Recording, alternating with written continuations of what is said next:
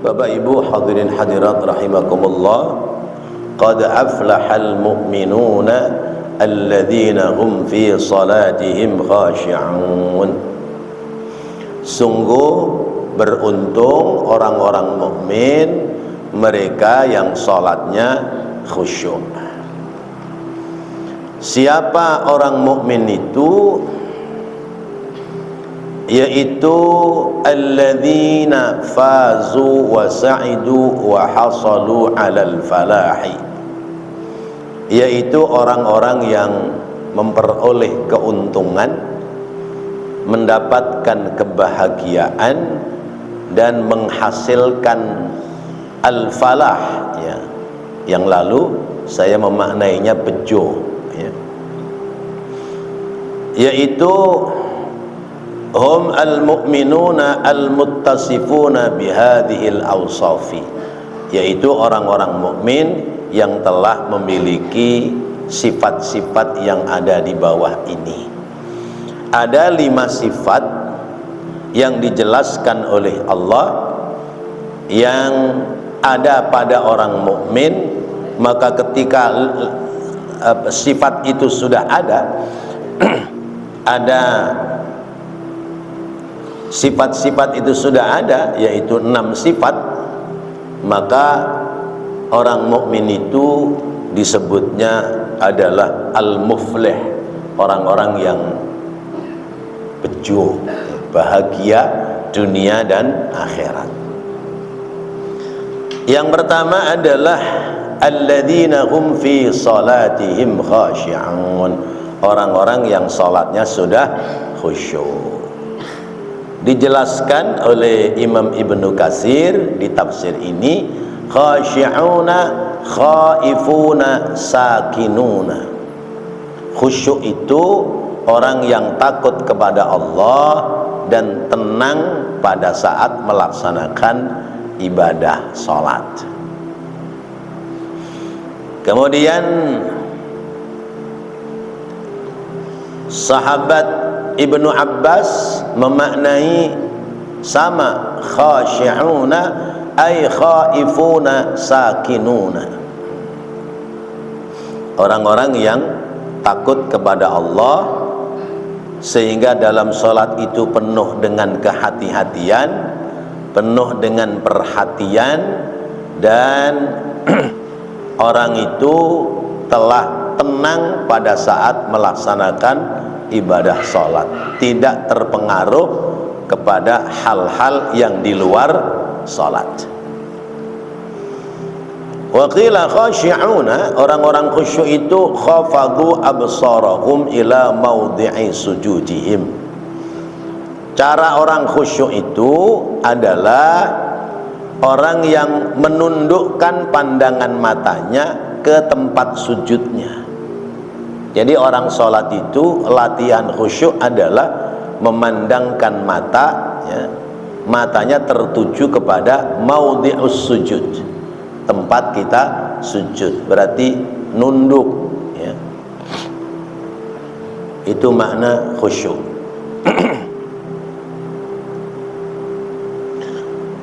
Wal khusyu'u fi sholati innama yahsulu liman faragha qalbahu laha washtaghala biha amma adaha wa asaraha ala ghairiha wa hina idzin takunu rahatun lahu wa qurratu ainin.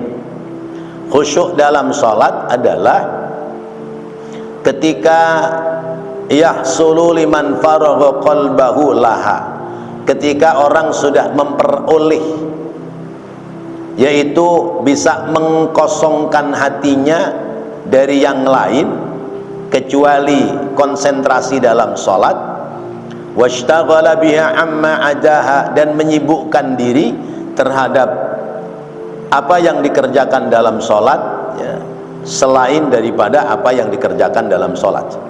Wa asaraha ala ghairiha, dan juga sudah bisa mengkonsentrasikan dalam pekerjaan sholat dan tidak terpengaruh oleh apa-apa yang terjadi di luar sholat. Yang seperti itu takunu rahatun lahu wa qurratu ainin, maka dia sudah memperoleh ketenangan, mendapatkan ketenangan dan qurratu ainin, ya, memiliki pandangan mata hati yang tertuju hanya kepada Allah Subhanahu wa taala. Sebagaimana yang disabdakan oleh Rasulullah sallallahu alaihi wasallam, hubbiba ilayya at-thayyibu wan nisa'u wa ju'ilat qurratu aini fis salat. Kata beliau, aku diberikan kecintaan di dunia itu 3. Yang pertama at-thayyibu, wewangian. Rasulullah itu senang wangi-wangian. Nah, karena itu kita disunatkan untuk memakai wewangian, ya. Pakai minyak wangi, tapi minyak wanginya yang baunya sedap, enak, ya. Jangan baunya menyengat, ya. Yang kedua, aku diberikan kecintaan di dunia itu an-nisa, yakni nisaun salihatun, wanita-wanita yang salihah, ya. Sehingga Rasulullah diberikan kelebihan oleh Allah untuk menikahi wanita sampai lebih dari 4 orang wanita. Kalau umatnya bolehnya hanya sampai 4, ya. Umatnya menikahi wanita hanya boleh sampai 4, ya. Nikahi wanita itu 2 atau 3 atau 4. Kalau kamu takut khawatir tidak bisa adil, maka cukup sah satu aja, cukup 1 aja udah.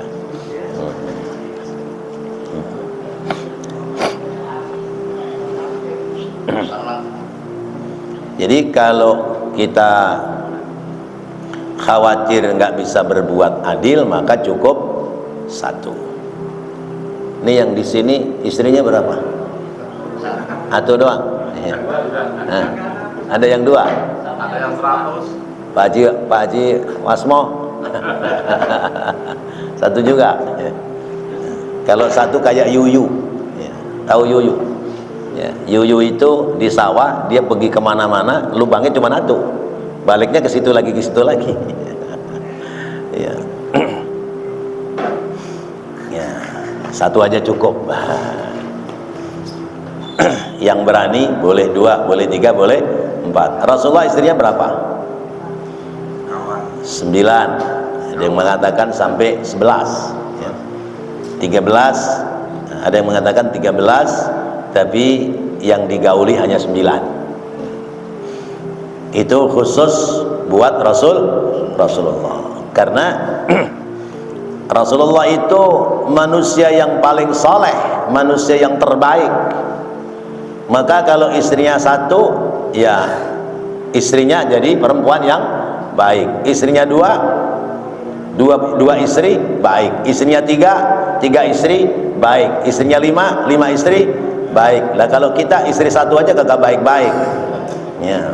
Bagaimana kalau 2? Mungkinan nggak baik. Yang ketiga, wa ju'ilat qurratu aini fis shalat. Dijadikan salat itu menjadi menyenangkan pada pandangan mata hatiku. Rasulullah itu seneng sama salat. Bahkan Rasulullah menyampaikan kepada sahabat Bilal, "Ya Bilal, arihna bis salat." Ya. "Ya Bilal, arihna bis salat." Bilal, ya, jadikanlah kepada kita salat itu kesenangan, ya. Senengkan kita sama salat. Kita sudah termasuk orang yang seneng apa belum sama salat? Udah seneng apa belum Pak sama salat? Tandanya orang seneng itu siap menunggu sebelum datangnya waktu. Itu tandanya orang seneng. Dulu lagi seneng sama perempuan, bagaimana? janjian jam 8 malam di mana, di perapatan kuburan, ya. Jam 7 udah nongkrong di situ. Karena seneng, ya. Iya. Yang kuburan ditakutin gara-gara seneng sama tuh perempuan, takutnya jadi hilang. Nah, begitu. Jadi tandanya seneng sama sholat, kita menunggu waktu sholat, bukan sholat yang menunggu kita. Nah, itu namanya sudah mulai seneng sama sholat. Nah, yang udah kelihatan orang seneng sholat itu muadzin.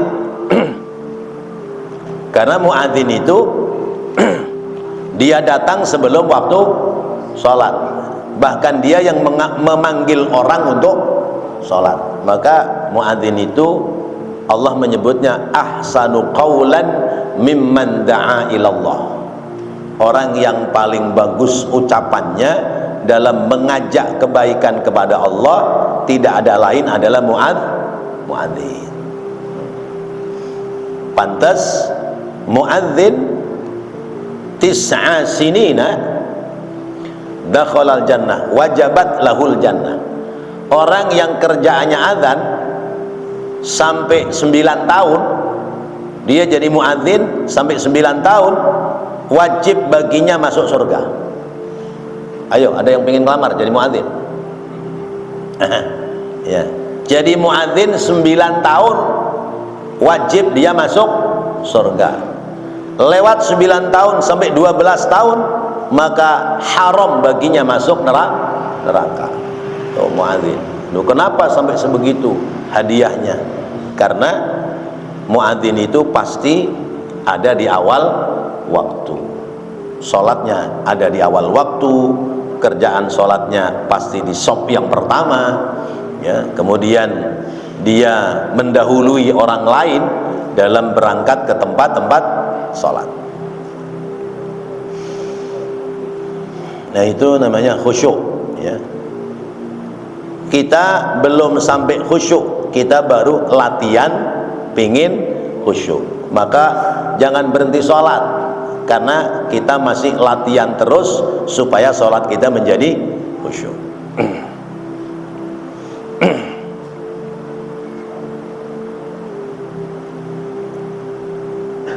Ada satu riwayat dari Utsman bin Mughirah dari Salim bin Abi Ju'di, bahwasanya Muhammad bin Hanafiyah dia berkata, dakhaltu ma'a abi ala sihrin lana minal ansar. Aku sama bapak mertuaku, ya, atau sama bapakku, ya, jalan bareng, ya, masuk ke perkampungan orang Ansor. Orang Ansor yaitu orang yang menolong orang Muhajirin, yaitu orang-orang Madinah, orang Muhajirin, orang Mekah. Faqadaratis sholatu, lalu datang waktu sholat. Faqala, lalu Rasulullah bersabda, ya jariyah i'tini biwudu'in. Rasulullah manggil tuh perempuan, manggil itu anak, anak muda, anak muda, datangkan kepadaku air buat wudu. La'alli usalli fa astarihu, ya, semoga aku dalam salat itu memperoleh kesenangan.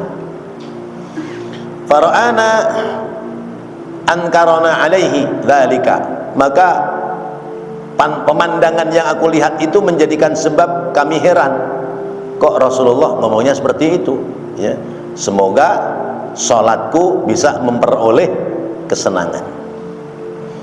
Faqala sami'tu Rasulullah SAW yaqulu, maka aku pernah mendengar Rasulullah bersabda, qum ya Bilal fa'arihna bis salat. Bilal, bangun, ayo kita salat, semoga kita memperoleh kesenangan, ketenangan dan kesenangan, ya. Ya. Jadi orang yang salat, yang salatnya khusyuk akan memperoleh ketenangan dan kesenangan. Ketenangan dalam hidup, ya, kesenangan, kebahagiaan dunia dan akhirat. Itu namanya orang bejo. Lalu poin yang kedua, orang beruntung itu adalah walladzina hum 'anil lagwi mu'ridun. Orang yang terhadap hal-hal yang lagho, yang tidak manfaat, mu'riduna, mereka telah berpaling dari pekerjaan-pekerjaan yang tidak ada manfaat. Ai anil batil, yaitu dari kebacilan. Wa huwa yashtamilu syirku, ya, termasuk diantaranya adalah syirik, ya. Kama qala ba'duhum wal ma'asi kama qala akharun wa ma la faidata fihi minal aqwal wal af'al. Perbuatan musyrik, perbuatan maksiat, pekerjaan-pekerjaan yang tidak ada faidah, baik ucapan maupun perbuatan yang tidak ada nilai keuntungan pahala di sisi Allah, itu namanya laghaw. Orang sholat Jumat itu ketika khatib sudah naik ke mimbar, maka jamaah seluruhnya harus diam, tidak boleh ada yang bicara, ya. Tidak boleh pula melakukan aktivitas lain, muter tasbih, mengucapkan tahlil la ilaha illallah, itu saat khatib sedang berkhutbah masuk pada kategori laghaw. Bahkan kata Rasulullah, siapa yang ngelus-elus, ya, batu cincinnya, maka dia juga laghaw, ya. Lagi dengerin khutbah, dilihat cincinnya buruk, dielus-elus begini nih, ini laghaw, ya. Melakukan hal yang sia-sia. Wa man laghaw fala jum'atalah, maka siapa yang melakukan perbuatan sia-sia, nggak ada pahala Jumatnya, sholat Jumatnya nggak ada pahala. Jadi kalau anak-anak pada berisik, biarin khatib yang nasihatin. Khatib boleh, ya, sedang berkhutbah berhenti sebentar dalam khutbahnya, menasihati, anak-anak tolong jangan berisik ya, diam, ya, itu boleh khatib. Tapi kalau kita sesama jamaah, itu laghaw, ya. Wa man laghaw fala jum'atalah, siapa yang melakukan perbuatan sia-sia, maka tidak ada pahala dari sholat Jumat. Jadi orang mukmin akan beruntung kalau dia telah meninggalkan baik itu pekerjaan maupun ucapan yang sia-sia. Pekerjaan yang sia-sia yaitu pekerjaan yang tidak ada faidah, ya. Duduk nongkrong, main gaple, ya, main catur, main remi, main kerambol, ya. Itu la faidata. Orang main kerambol, main gaple, main remi, ada zikirnya enggak? Misalnya main remi sambil la ilaha illallah, la ilaha illallah, gitu enggak? Enggak ada yang begitu, ya. Main HP, ya, cekikikan sendiri, itulah faidalah, la faidatalah, ya, enggak ada faidah itu. Nah, itu namanya laghaw. Atau ucapan-ucapan, ya, ucapan dan perkataan yang tidak ada manfaat, bahkan bisa jadi mengandung dosa, ya. Ngomongin orang, ya, terus kemudian kata-kata yang kasar, ya, ucapan-ucapan yang jorok, itu semua namanya laghaw. Orang mukmin kalau ucapannya masih laghaw, perbuatannya masih laghaw, berarti dia belum menjadi orang mukmin yang bejo, ya, beruntung, ya. Belum beruntung dia. Kemudian yang ketiga, walladzina hum lizzakati fa'ilun, ya. Orang mukmin yang beruntung adalah orang yang mau membelanjakan hartanya untuk zakat, ya. Hartanya dizakati. Al-aktsaruna ala annal murad bizakati minha zakatul amwal, ya. Kebanyakan ulama memaknai zakat itu ya zakat harta. Ma'a anna hadhil ayah makiyatun, tapi ayat ini makiyah, turun di Mekah. Padahal perintah zakat itu, ya, innama furidat az-zakat bil Madinah fi sanati isnatain minal hijrah. Padahal perintah zakat itu ketika Nabi di Madinah tahun kedua sesudah hijrah, yaitu berkaitan aqimus sholata wa atuz zakah, dirikanlah sholat dan tunaikan zakat. Dipahami ya, termasuk Imam Ibnu Katsir dalam keterangan ini, jadi kewajiban zakat itu telah diperintahkan pada saat umat Islam ada di Mekah, tapi hanya perintah zakat. Pokoknya wajib zakat, orang punya harta wajib zakat. Cuman belum dijelaskan ya nisabnya zakat dan haulnya zakat. Ya. Wa furidat bil Madinati innama hiya dzatun nisab wal maqadiril khassah. Ya. Kemudian ketika turun kembali perintah zakat di Madinah, itu menjelaskan tentang jumlah atau ukuran harta itu dizakati, kemudian harta apa saja yang boleh dizakati, kemudian waktunya zakat kapan. Nah, jadi makna menunaikan zakat berarti adalah zakat mal, zakat harta.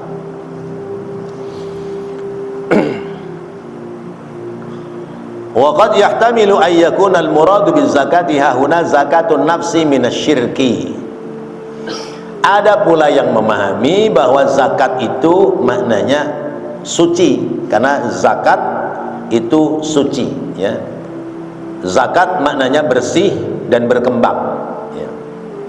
Karena itu ada yang memaknai zakat dimaksudkan adalah zakatun nafsi minasyirki, membersihkan jiwa dari perbuatan musyrik. Berarti suci yang dimaksud ya, orang Islam, orang beriman, dia beruntung itu kalau suci jiwanya, suci pula harta kekayaannya. Jiwanya disucikan ya, dengan membersihkan diri dari perilaku musyrik, perilaku munafik, perilaku kafir. Kemudian hartanya disucikan dengan dikeluarkan sebagian harta. Itu makna walladzina hum lizzakati fa'ilun. Yang keberapa itu? Ciri orang mukmin yang beruntung. Yang ketiga adalah orang-orang yang mau mengeluarkan zakat. Kemudian yang keempat, walladzina hum li furujihim hafizuna illa ala azwajihim aw ma malakat aymanuhum fa innahum ghairu malumin. Walladzina, dan orang-orang li furujihim, terhadap kemaluan mereka, hafizuna, mereka memelihara, illa, kecuali ala azwajihim, kecuali mereka mendatangi pada istri-istri mereka, au ma malakat aimanuhum, atau perempuan-perempuan budak mereka, fa innahum ghairu malumin, maka sesungguhnya yang seperti itu bagi mereka adalah bukan perbuatan yang tercela. Ciri orang mukmin yang keempat yaitu memelihara kemaluan.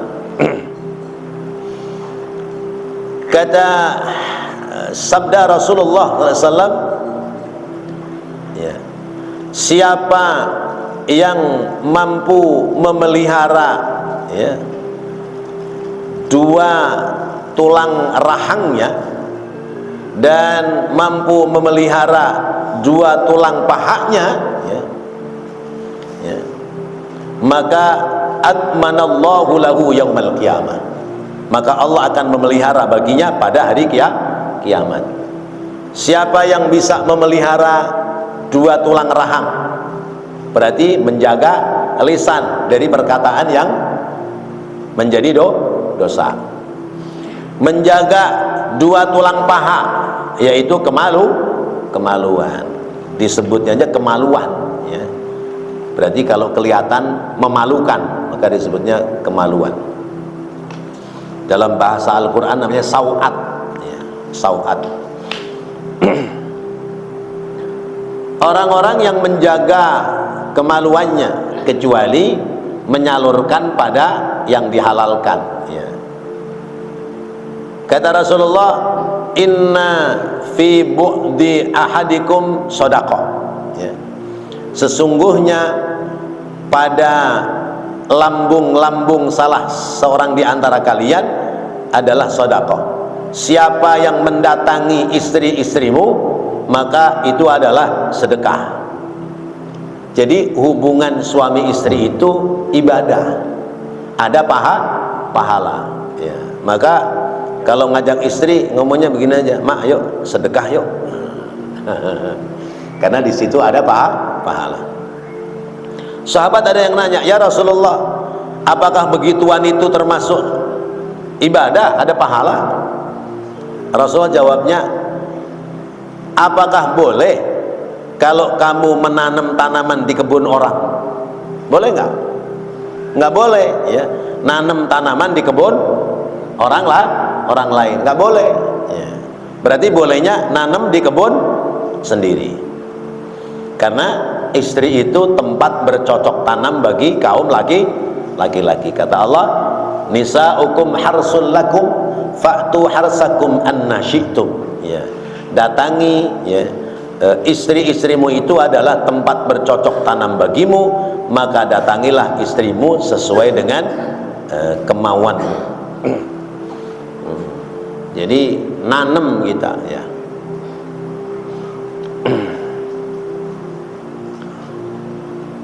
Lalu bagaimana ketika orang itu melakukan hubungan sebadan kepada yang bukan haknya, ya. Kalau melakukan hubungan sebadan dengan istrinya namanya ibadah. Berarti kalau hubungan dengan perempuan lain yang bukan istrinya namanya maksiat, berbuat bahasa Al-Quran apa namanya? Zina. Allah menjelaskan, wala taqrabuz zina innahu kana fahishatan wa sa'a sabila, ya. Janganlah kalian mendekati pada perbuatan zina. Mendekati saja nggak boleh, apalagi melakukan, ya. Nah, mendekati zina itu dekat-dekat dengan lawan jenis, atau ya ngomongnya porno, jorok-jorok, ya, itu namanya taqarrub ila zina. Mendekati saja nggak boleh, apalagi berbuat zina, ya. Maka kalau ada dua orang laki-laki perempuan yang bukan mahramnya, bukan muhrimnya, bukan keluarganya, yang ketiga adalah setan, ya. Yang ketiga adalah setan. Setannya namanya setan uka-uka, ya. Ya. Sepi berdua di kuburan. Kebetulan kuburan sekarang lampunya mati melulu, ya. Mula-mula ketemu, udah ketemu duduk berjejer, ya. Udah jejeran, ya, pegang-pegangan. Sudah pegang-pegangan, rangkul-rangkulan. Kalau sudah rangkul-rangkulan, uka-uka, ya. Makanya setannya namanya setan uka-uka. Tahu nggak uka-uka? Buka-buka. Tuh. Awas, hati-hati, ada setan uka-uka. Ya. Zina itu dosa besar. Minal kabair az-zina. Sanksinya apa?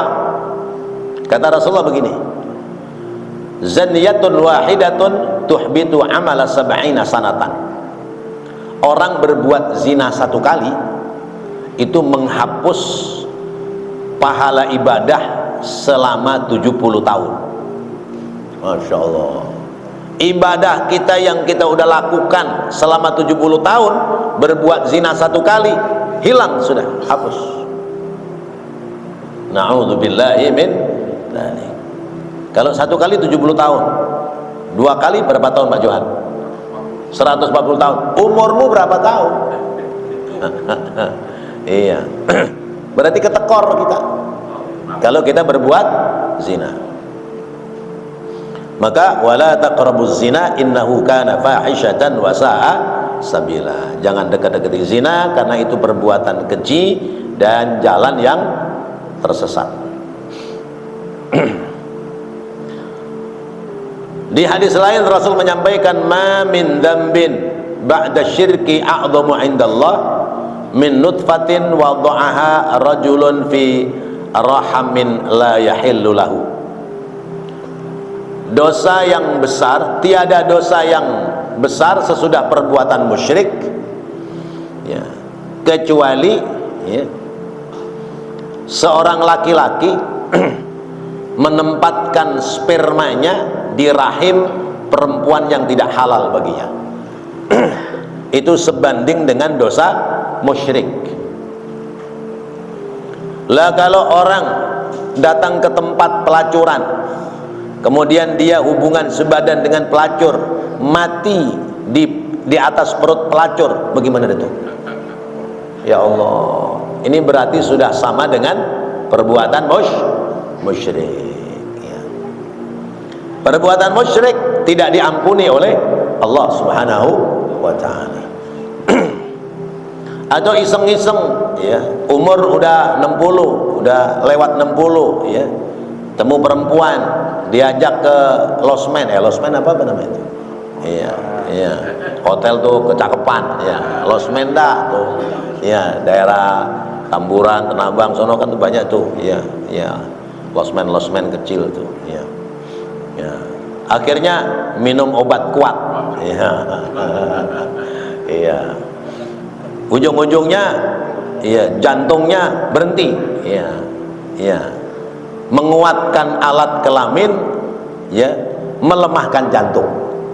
Akhirnya mati dia. Masya Allah. Oh, itu sudah sebanding dengan orang melakukan perbuatan musyrik. Maka bagi bujangan yang punya biaya buat nikah ya, ya. Yang punya istri, kalau sudah memuncak saatnya, salurkan syahwatnya kepada istri ya. Kalau istri nggak mau, ngomong, boleh nggak nikah lagi? Kalau nggak boleh, kudu mau itu. Iya. Kata istrinya, nggak usah nikah lagi, ribet, udah jajan aja, jajan. Bahaya. Bagi yang menduda ya, masih punya keinginan ya, masih ada kemampuan ya, ayo buru-buru cari janda. Ya, duda tidak ada yang diajak adu dada, maka duda.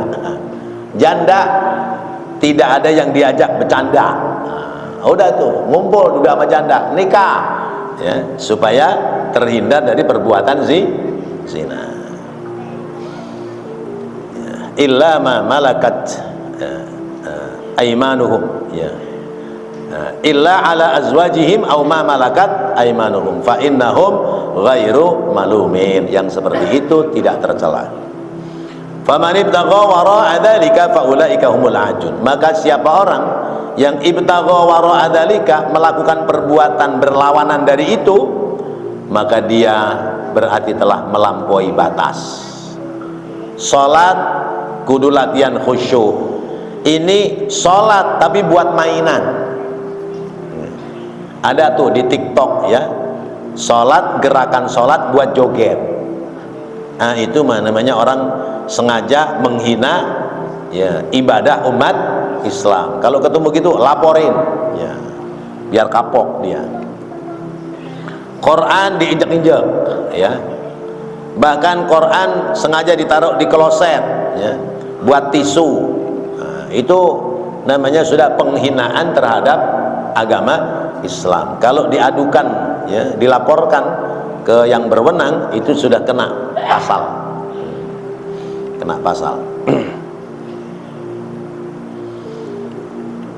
Faman ibtagha, tadi melawan dari 6 hal yang dimaksud. Yang kedua, anil lahwi mu'ridun, berpaling dari hal-hal yang tidak manfaat, dia malah melakukan pekerjaan-pekerjaan yang tidak manfaat. Itu namanya ibtagha wara'a dzalika. Orang diperintahkan untuk zakat, dia nggak mau zakat, bahkan dia menghambur-hamburkan harta yang mestinya dikeluarkan buat zakat, malah buat poya-poya. Orang diperintahkannya mendatangi istrinya, dia lebih senang mendatangi istri orang lain. Nah, itu namanya ibtigha'a wara'a dzalika, ibtagha wara'a dzalika. Walladzina qad hafadhu furujahum minal haram, yaitu orang-orang yang mereka memelihara kemaluannya dari hal-hal yang diharamkan oleh Allah. Fala yaqa'una fiha fima nahahumullahu anhu min zinan waliwat wala yaqrabuna siwa azwajihim allati ahallahallahu lahum aw malakat aymanihim. Ya. Jadi menghindari perbuatan zina, dia mendatangi istri-istrinya atau budak-budak yang menjadi milik baginya. Ini zaman dulu, ya. Perbudakan itu dari sebelum Islam. Zaman Islam perbudakan masih ada, tetapi wanita budak ketika digauli oleh majikannya, kemudian hamil melahirkan anak, maka anaknya anak merdeka, bukan lagi anak budak. Karena Islam tidak mengizinkan perbudakan. Lalu kemudian faman ibtagha wara'a dzalika faulaika humul aadun. Ya, siapa orang yang menyelisihi kepada hal itu, berarti dia telah melampaui batas.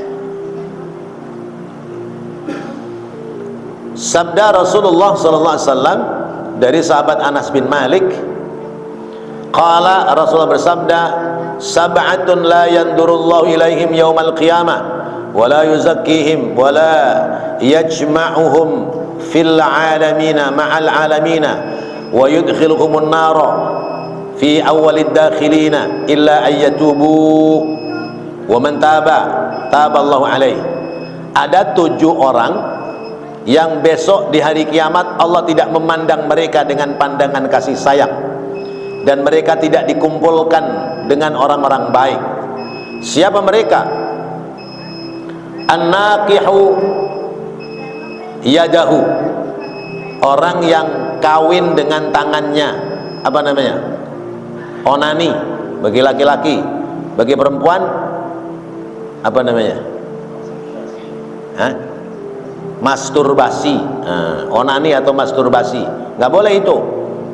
Yang muda kalau mandi lama-lama sabunnya cepat habis, itu dosa itu. Iya. An-naqihu yadahu wal fa'ilu wal maf'ul bih. Ya. Lesbian atau homo, ya. Laki-laki dengan laki-laki, perempuan dengan perempuan. Itu dilaknat oleh Allah. Wa mudminul khamri, yang ketiga orang tukang mendem, minum khamr. Kemudian yang keempat, wadharibu walidayhi hatta yastaghisa, ya. Orang yang menyakiti orang tuanya, memukul kedua orang tuanya, ya, sehingga orang tuanya menjadi hina. Yang keempat, yang kelima, yang berapa ini? Wal mu'dhi jiranahu hatta yal'anuhu, ya. Orang yang menghina tetangganya, ya, mencaci maki tetangganya, bahkan melaknat, mengutuk tetangganya. Kemudian yang terakhir, wan naqihu halilatu jarihi, mengawini istri tetangganya. Gimana itu? Ya, tetangganya berangkat kerja, istrinya dicolong. Tuh.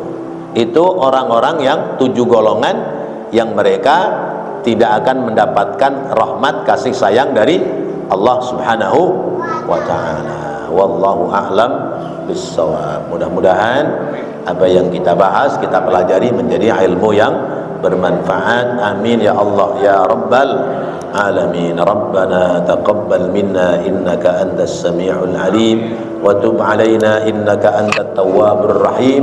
رب اغفر وارحم وأنت خير الراحمين. وصلى الله على سيدنا محمد وعلى آله وصحبه وسلم والحمد لله رب العالمين. Wassalamualaikum warahmatullahi wabarakatuh.